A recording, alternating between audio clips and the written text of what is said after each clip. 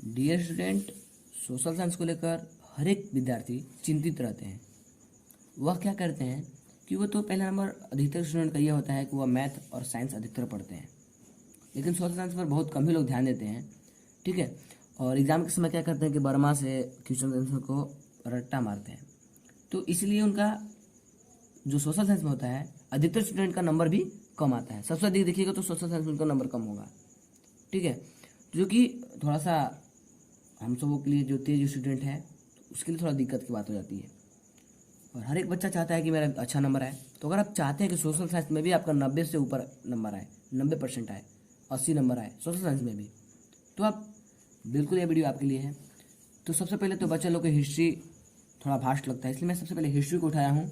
इस वीडियो में मैं आपको बहुत सारा प्रश्न टॉप 10 MCQ क्वेश्चन दूंगा, जो कि आपका नवंबर दिसंबर एग्जाम के लिए भी इंपॉर्टेंट है और सभी बोर्ड्स जो भी बोर्ड्स एग्जाम आपके होंगे उसके लिए इंपॉर्टेंट है।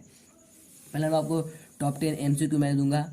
उसके बाद मैं कुछ 2 नंबर के भी प्रश्न बनाया हूँ जो कि आपके एग्जाम में आता है। सीधे यही प्रश्न हमेशा घुमा फिरा के आते हैं आपके एग्जाम में। और उसके बाद मैं फिर कुछ लॉन्ग टाइप के आंसर क्वेश्चन भी आपको मैं दूंगा, जो कि ज़्यादा मैं नहीं दूंगा आपको, और मैं आपको पक्का कि यहीं आपको वीडियो में ही देखते देखते आपको याद हो जाएंगे। मैं आपको ऐसा देने वाला हूँ। तो अगर आपको वीडियो अच्छी लगेगा तो लाइक जरूर कीजिएगा, और अगर आप अभी तक हमारे चैनल को सब्सक्राइब नहीं किए तो सब्सक्राइब कर ले। मैं आपको सोशल साइंस की बहुत धांसू तैयारी करा दूंगा, और भी सब्जेक्ट का, हिंदी का, इंग्लिश का बहुत अच्छे ऐसे दूंगा जिससे आप एग्जाम में लिखकर पूरा नंबर ला सकते हो। मैथ में तो मैं अधिकतर बच्चे पढ़ ही लेते हैं, इसलिए ज़्यादा फोकस करूंगा सोशल साइंस। इंग्लिश का जो ऐसे होता है, हिंदी का जो विज्ञापन होता है, वो सभी मैं वीडियो डाला हुआ है, आप लोग देख सकते हैं। ठीक है। तो हम लोग सबसे पहले बात करते हैं MCQ में, जो कि अध्याय 1 का है, यूरोप में राष्ट्रवाद कब हुआ। ठीक है। तो सबसे पहले यहाँ पे MCQ कहता है कि इतिहास महत्वपूर्ण MCQ प्रश्न। तो हम लोग टॉप 10 MCQ से शुरुआत करते हैं। सबसे पहले है फ्रेडरिक सोरी कौन था। तो देखिए, ऑप्शन का कुछ भी हो उससे हमको मतलब नहीं है। ठीक है। ऑप्शन में तो कभी कभी दे देगा रूमानी कल्पना दर्श, ऐसा कुछ बहुत सारा ऑप्शन देता है, लेकिन ये प्रश्न आपका मॉडल सेट में भी आया हुआ है। फ्रेडरिक सोरी कौन था, तो आप जान लीजिएगा। अगर आप इस चैप्टर को पढ़ेंगे ना, यूरोप में राष्ट्रपति उदय, तो सबसे फर्स्ट लाइन में लिखा हुआ है कि फ्रेडरिक सोरी एक फ्रांसीसी क्या था, चित्रकार था। तो इसका आंसर हो जाएगा ऑप्शन नंबर डी। अगर आप थोड़ा बहुत भी पढ़े होंगे तो जरूर कमेंट में दीजिएगा कि सर मेरा इतना सही हुआ। ठीक है, चाहे फ्रेंड मेरा इतना सही हुआ। तो देखिएगा आप, नंबर 2 है कि ग्यूसेपे मैज़नी का जन्म कब हुआ था। देखिए, ज्यूसेppe मैज़नी का जन्म जो हुआ था वो आपका था 1807 ईस्वी में। Option number C is right answer. ठीक है। और ये दो देखिए बहुत इंपॉर्टेंट सब क्वेश्चन है। ये ज्यूसेppe मैज़नी का जन्म, ये सब बहुत इंपॉर्टेंट क्वेश्चन है। तीसरा है कि यंग इटली की स्थापना किसने की थी। ठीक है। तो इसका जो यंग इटली जो होता है, एक होता है यंग यूरोप, तो दो होता है, एक ही संगठन था जो कि, तो दोनों का स्थापना मैज़नी ने किए थे। ठीक है। और यह भी क्वेश्चन यहाँ पे कई बार पूछा गया है कि यंग इटली की स्थापना कब हुआ था। चाहे तो यंग यूरोप या यंग इटली, दोनों कोई पूछ देगा कि दोनों साथ ही हुआ था, दोनों को मैज़नी ही ने ही किए थे। तो ये क्वेश्चन मैं आगे बनाया भी हूँ कि यंग इटली का स्थापना कब हुआ, वो भी हम लोग देखेंगे, डिस्कस करेंगे। तो मुझे तो यही बना देना चाहिए, लेकिन मुझे याद नहीं पड़ा और मैं नीचे उसे लिखा हूँ। ठीक है, टॉप 10 में। तो देखिएगा अब क्या है कि किस संधि के द्वारा यूनान को एक स्वतंत्र राष्ट्र के रूप में मान्यता मिली। पूछा है किस संधि के द्वारा, तो यह होगा आपका ऑप्शन नंबर 1 कुस्तुनिया की संधि। इसके द्वारा ही उसे एक यूनान को क्या हुआ था कि स्वतंत्र राष्ट्र के रूप में मान्यता मिली थी। देखिए, मैं इससे तो बहुत सारे, इस चैप्टर से बहुत सारे MCQ बन सकते हैं, लेकिन मैं आपको टॉप देने वाला हूँ जो कि एग्जाम में पूछे जाते हैं। मैं बहुत सारा वीडियो बनाऊंगा, आप लोग देखते रहिए, लेकिन चैनल को आप लोग जरूर सब्सक्राइब कर लीजिएगा ताकि आपको नोटिफिकेशन आते रहे, और बेल आइकन को भी दबा लीजिएगा। देखिए, सामाजिक उपबंध नामक पुस्तक के लेखक कौन थे, ये भी बहुत अच्छा प्रश्न है। तो इसका ऑप्शन ए हो जाएगा रूसो। सामाजिक उपबंध नामक पुस्तक के लेखक जो है वह रूसो थे। आपको अच्छे से याद कर लेना है। देखिए, कुछ नहीं है, आप एक बार अच्छे से ध्यान से देख लो सारे प्रश्न को। इसका मैं PDF भी प्रोवाइड करा दूंगा, डिस्क्रिप्शन में उसका लिंक होगा, आप यहाँ पे देख सकते हो। ठीक है। अब क्या है, वियना संधि कब हुई थी। देखिए, वियना संधि जो हुआ था भाई, वो हुआ था 1815 ईस्वी में। ऑप्शन नंबर ए 1815 ईस्वी। ठीक है। तो 1815 ईस्वी में वियना संधि हुआ था। एग्जाम में कई बार पूछ देता है कि वियना संधि की मेजबानी किसने की थी। तो ये भी आप लोग थोड़ा सा ध्यान दीजिएगा कि वियना संधि को जो मेजबानी किए थे, ठीक है, वो मैटरनिक ने किया था। किसने किया था, मैटरनिक। मैटरनिक से रिलेटेड एक और प्रश्न है जो कि काफ़ी बार एग्जाम पूछा जाता है, तो उससे आपको एक क्वेश्चन आराम से याद हो जाएगा कि वियना संधि की मेजबानी किसने की थी। तो मैटरनिक ने, और कब, 1815 ईस्वी में। काफ़ी इंपॉर्टेंट क्वेश्चन है। अब अगला आता है कि इटली का एकीकरण कब हुआ था। ठीक है। देखिए, इटली का एकीकरण हुआ था, काफ़ी तो लंबे समय से हुआ, प्रयास चल रहा था, लेकिन जो लास्ट जो कब हुआ ये पूरा तरह से, तो जो इटली का जो एकीकरण हुआ था वह हुआ था 1870 ईस्वी में। टोटल, जो फाइनली जो हो गया था 1870 ईस्वी में हुआ था। और नेक्स्ट है जर्मनी का एकीकरण कब हुआ था। तो देखिए जर्मनी का जो एकीकरण हुआ था वह 1871 ईस्वी में हुआ था। तो आपको ऐसे याद रखना, इटली का 70 और जर्मनी का 71, याद हो जाएगा आपको, काफ़ी कोई दिक्कत नहीं। जो नेक्स्ट क्वेश्चन है काफ़ी कई बार पूछा गया है, ये क्वेश्चन कई बार पूछा गया, मैं आपको बता दूं कि ये जो बहुत इंपॉर्टेंट है, वीवीआई है। जब फ्रांस छींकता है तो बाकी यूरोप की सर्दी जुकाम हो जाता है। यह क्वेश्चन किसका है, किसका था, ठीक है।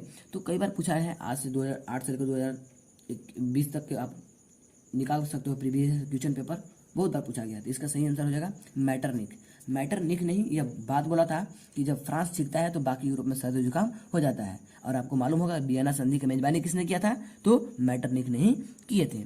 अब जो मैं आपको बोला था कि यंग इटली का स्थापना कब हुआ, तो इसका सही आंसर हो जाएगा आपका ऑप्शन नंबर ए, 1832 में यंग इटली का स्थापना हुआ था। आपका सही आंसर ये हो जाएगा 1832। अच्छा, अब तो 10 हो गया, लेकिन एक और 1832 ईस्वी से सवाल पूछा जाता है। इससे उतना बार नहीं पूछा हुआ, लेकिन एक दो बार पूछ ही लिया गया है, जो कि देखिए ये वाला है, यूनान को एक स्वतंत्र राष्ट्र के रूप में मान्यता कब मिली। तो इसका भी आंसर आपका हो जाएगा 1832। इसका भी आंसर आपका हो जाएगा 1832, ठीक है। तो काफ़ी आपको, अब हम लोग देखेंगे अगला नेक्स्ट अति लघु उत्तरीय प्रश्न। तो इसमें देखिए कई इंपॉर्टेंट क्वेश्चन यहाँ भी हैं, तो आपको देख लेना है। देखिए ये तीनों जो क्वेश्चन है, देखिए ये 3 गो और एक 4 बहुत इंपॉर्टेंट है। ये 4 क्वेश्चन हमेशा घुमा के पूछा जाता है इस चैप्टर से, और कई बार पूछा गया है। मैं आपको बता दूं, आप देख सकते हो कई बार पूछा गया है ये क्वेश्चन, ठीक है। तो आप यहाँ पे देख सकते हो कि कल्पनादर्श या यूटोपिया क्या है। बहुत ही सिंपल लैंग्वेज में ये 2 नंबर के प्रश्न है। क्या है से आपको कितने अंक मिलेंगे, 2 अंक मिलेंगे यहाँ से आपको, ये 2 अंक आपको यहाँ से मिल जाएंगे। आप यहाँ से ध्यान रखना, आपको यहाँ से 2 अंक मिलने वाले हैं।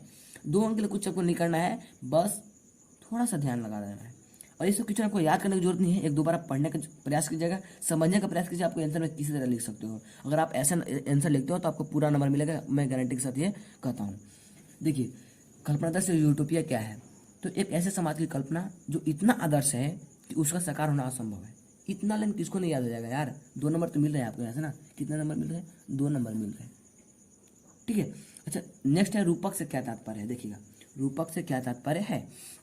देखिए जब किसी अमूर्त विचार जैसे स्वतंत्रता, मुक्ति, इच्छा, लालच, ठीक है, आदि को किसी व्यक्ति या किसी चीज द्वारा इंगित किया जाता है तो रूपक कहा जाता है। देखिए क्या है कि जब किसी अमूर्त विचार, जैसे अमूर्त विचार क्या हो, स्वतंत्रता, मुक्ति, इच्छा, लालच आदि को किसी व्यक्ति या चीज द्वारा इंगित किया जाता है। जिसमें होता है ना कभी लालच, इच्छा, ये सब जो होगा ना, इसको कभी किसी व्यक्ति द्वारा हम लोग चित्रित करते हैं। जो पहले होता था, जब फ्रांसीसी क्रांति के समय बहुत सारे को हम लोग क्या बोलते थे, रूपक की तरह इस्तेमाल करते थे। उसके रूपक की तरह हम लोग उसका इस्तेमाल करते थे। तो यही आपका है, इसका मैं पीडीएफ प्रोवाइड करा दूँ, डिस्क्रिप्शन में देख लीजिए। एक बार इसको 2-3 बार लिख लीजिए, आपको हमेशा याद हो जाएंगे, ठीक है। हमें तो अभी तक याद है ये सभी क्वेश्चन, ठीक है। निरंकुशवाद से आप क्या समझते हैं, बहुत इंपॉर्टेंट वीवीआई, इस सारे वीवीआई हैं, आप समझ लो सारे वीवीआई हैं। मैं बहुत सारा, ऐसे तो इसमें 4-5 चैप्टर है, अधिकतर तो 1-2 चैप्टर से ही प्रश्न आ जाते हैं। तो मैं आपको 5 चैप्टर का चैप्टर बना दूंगा। पहला नंबर 10-15 मिनट का वीडियो होगा, आप लोग देख लीजिएगा। उसके बाद भूगोल ये सब का भी जो है, अर्थशास्त्र हो गया, नागरिक शास्त्र, उसका भी मैं काफ़ी इंपॉर्टेंट क्वेश्चन दे दूंगा, ठीक है। तो उसमें क्या है कि उसमें बहुत ज़्यादा चैप्टर है, तो इसलिए इंपॉर्टेंट क्वेश्चन उसका मैं आपको प्रोवाइड करा दूंगा। देखिए निरंकुशवाद से आप क्या समझते हैं, तो देखिए ऐसी सरकार या शासन व्यवस्था जिसकी सत्ता पर किसी प्रकार का कोई अंकुश नहीं होता है। इतिहास में ऐसी राजशाही सरकारों को निरंकुश सरकार कहा जाता है, जो अत्यंत केंद्रीकृत, सैन्य बल पर आधारित और दमनकारी सरकारें होती है। तो आपको इसे अच्छे तरह से देख लेना है, बस समझ लेना है कि ऐसी सरकार जिसका या शासन व्यवस्था जिसकी सत्ता पर किसी प्रकार का कोई अंकुश नहीं हो, कोई लगाम नहीं है, हम लोग बोलते हैं लगाम, कोई लगाम नहीं उस पर, ठीक है, किसी प्रकार कोई उस मतलब देखभाल नहीं करे। तो इतिहास में ऐसी सरकारें को राजशाही निरंकुश सरकार कहा जाता है, जो अत्यंत केंद्रीकृत, सैन्य बल पर आधारित और दमनकारी सरकार होती है। और नेक्स्ट क्या है देखिएगा, इंपॉर्टेंट, काफी इंपॉर्टेंट है, चौथा कि जनमत संग्रह से आप क्या समझते हैं। कई बार ये प्रश्न पूछा गया है और पूछा भी जा सकता है। तो देखिए जनमत संग्रह क्या होता है कि एक प्रत्यक्ष मतदान जिसके जरिए एक क्षेत्र के सभी लोगों से एक प्रस्ताव को स्वीकार या अस्वीकार करने के लिए पूछा जाता है। बस ये समझ लीजिए, एक प्रकार का जो मतदान होता है। देखिए इसमें कोई भी मान लीजिए कोई भी कार्य करना है तो उसके लिए सभी लोगों से मतलब प्रस्ताव लेना है कि भाई ये किया जाए या नहीं किया जाए, यही है जनमत संग्रह। मैं आपको सिंपल भाषा में भी समझा दिया। अब हम लोग बात करते हैं लॉन्ग क्वेश्चन का। तो देखिए यहाँ से आप लोग लॉन्ग क्वेश्चन आपको दिख रहा होगा थोड़ा सा, चलिए ठीक है, अच्छा ही दिख रहा है आपको, ठीक है। ठीक है, मेरे ख्याल से अच्छा आपको दिख रहा होगा। तो देखिए सबसे पहला जो इंपॉर्टेंट क्वेश्चन ये 5 नंबर का, आपको यहाँ से आपको कितने मार्क्स मिलने वाले हैं, 5 मार्क्स। और देखिए कई सारे स्टूडेंट होते हैं जो कि इसे क्या करते हैं, बर्मा से देख के लिखते हैं। भैया मैं आपको बोल रहा हूँ कि मत लिखो, क्या लिख रहे हो बर्मा से, मैं जिस तरह से बोल रहा हूँ वैसे आप लिख दो। मैं आपको 100% बोल रहा हूँ, अगर आपको 5 मार्क्स नहीं मिले तो आप मेरे चैनल को अनसब्सक्राइब कर देना, ठीक है। तो देखिए क्या है कि फ्रांसीसी लोगों के बीच सामूहिक पहचान का भाव पैदा करने के लिए फ्रांसीसी क्रांतिकारियों ने क्या कदम उठाए। बहुत इंपॉर्टेंट क्वेश्चन है, बहुत कई बार पूछा गया, अभी तक मैंने 5 से 7 बार पूछ दिया है, ठीक है। तो देखिए फ्रांसीसी लोगों के बीच सामूहिक पहचान का भाव पैदा करने के लिए, ठीक है, करने के लिए फ्रांसीसी क्रांतिकारियों ने निम्नलिखित कदम उठाए। पहले हम लोग को यही लिखना है, जो क्वेश्चन है वही लिख देंगे। क्या लिखना है कि फ्रांसीसी लोगों के बीच, यही है क्वेश्चन ना, सामूहिक भाव का पैदा करने के लिए फ्रांसीसी क्रांतिकारियों ने निम्नलिखित कदम उठाए। और कई सारे क्या कर देते हैं गलती कि इसको बहुत पूरा एकदम कहानी की तरह लिख देते हैं, हमें कहानी की तरह नहीं लिखना है, हमें क्या करना है, टॉपिक बनाना है। 5 नंबर का है, 5 को टॉपिक लिख देंगे, हमको 5 नंबर मिल जाएगा आसानी से। और एग्जामिनर भी यही चाहता है कि बच्चा लोग अपने मन से लिखे, अपने हिसाब से लिखे। ऐसा क्वेश्चन को कहीं बर्मा में नहीं मिलने वाला है, नहीं कहीं बुक में मिलने वाला है। मैं इसे अपने तरह से अपने लैंग्वेज में से लिखने का प्रयास किया हूँ और लिखा भी हूँ। अब देखिएगा, फ्रांसीसी लोगों के बीच सामूहिक पहचान का भाव पैदा करने के लिए फ्रांसीसी क्रांतिकारियों ने निम्नलिखित कदम उठाए। पहला, पृथ्वीभूमि तथा नागरिक जैसे राष्ट्रवादी विचारों को प्रोत्साहन दिया गया, ठीक है। दूसरा, नागरिकों के एक समान अधिकारों का समर्थन किया गया। तीसरा, नए राष्ट्र ध्वज का निर्माण किया गया। चौथा, एक केंद्रीय प्रशासनिक व्यवस्था लागू की गई तथा सभी नागरिकों के लिए एक समान कानून बनाए गए, ठीक है। पांचवा क्या है कि आंतरिक आयात निर्यात शुल्क समाप्त कर दिया गया तथा भार और नापने की एक समान व्यवस्था लागू की गई है। देखिए अगर आपको ये 5 टॉपिक याद किए हैं सुपर डेट, और आपको 2-3 टॉपिक ही याद हो, वहाँ पे 2-3 टॉपिक ही आप लिख पाएँ तो कोई बात नहीं, आपको 3 से 4 नंबर आराम से मिल जाएंगे, 3 नंबर तो आराम से मिल जाएंगे। अच्छा नहीं से तो अच्छा ना है भाई, नहीं से तो अच्छा ना 3 नंबर मिल जा रहा है। तो अगर आप पूरा इसी तरह लिख देंगे, पाँचों टॉपिक इसी तरह लिख देंगे ना, तो मैं आपको 100% दावा के साथ कर रहा हूँ कि आपको 5 नंबर मिल जाएंगे, कोई रोकने वाला नहीं है बस। तो देखिए अब नेक्स्ट क्या है क्वेश्चन कि अपने शासन वाले क्षेत्रों में शासन व्यवस्था को ज़्यादा कुशल बनाने के लिए नेपोलियन ने क्या क्या बदलाव किए। ये भी काफ़ी इंपॉर्टेंट क्वेश्चन है और कई बार एग्जाम में ये पूछेगी भी गया है। जस्ट ये भी इंपॉर्टेंट, क्योंकि मैं आपको इंपॉर्टेंट क्वेश्चन ही नहीं दे रहा हूँ, तो इंपॉर्टेंट तो लाऊंगा ही। तो देखिएगा, अपने शासन वाले क्षेत्रों में शासन व्यवस्था को ज़्यादा कुशल बनाने के लिए नेपोलियन ने निम्नलिखित बदलाव किए।